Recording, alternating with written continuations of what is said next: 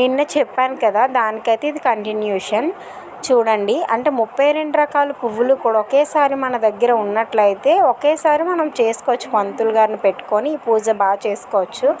లేదంటే కనుక ఇలాగ వారాలు, అంటే ఇలాగ 3 వారాలు, 5 వారాలు, 9 వారాలు అలా చేసుకోవచ్చు. మధ్యలో మనకి ఏదైనా ఆటంకం కలిగినట్లయితే, ఆడవాళ్ళన్నాక ఉంటాయి కదా, అలాంటివి ఏవైనా వచ్చినట్లయితే ఆ వారం ఆపేసి నెక్స్ట్ వారమైనా చేసుకోవచ్చు. దీనికి అలా ఏముండదు, అంటే కంటిన్యూగా వారాలు చేసి అలా ఏముండదు.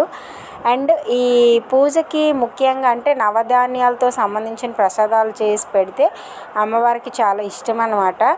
మనకి కలిగింది అంటే లాస్ట్ వారం, అంటే ప్రతి వారం మనం చేసుకున్నప్పుడు 3 5 పిలిచి నార్మల్ తాంబూలాలు ఇచ్చుకుంటాం. లాస్ట్ పూజ మొత్తం కంప్లీట్ అయినప్పుడు మాత్రం ఖచ్చితంగా ఒక చీర ఉండాలి, జాకెట్ ముక్కలు. మనం ఎంతమందికి అయితే తాంబూలం ఇచ్చుకోవాలనుకుంటున్నాం అంతమందికి ఇచ్చుకోవచ్చు. అండ్ ఒక ఎరుపు చీర కొనుక్కొని అది మనం కుట్టించుకొని ఆ పూజ చేసుకున్నాళ్ళు ఆ చీర మనం కట్టుకోవాలి. ఓకేనా? ఇదైతే నాకు తెలిసిన పూజా విధానం. ఎవరికైనా తెలిసి ఉంటే కామెంట్ చేయండి, ఏమైనా తప్పులు ఉంటే క్షమించండి. ఓకేనా? All please subscribe.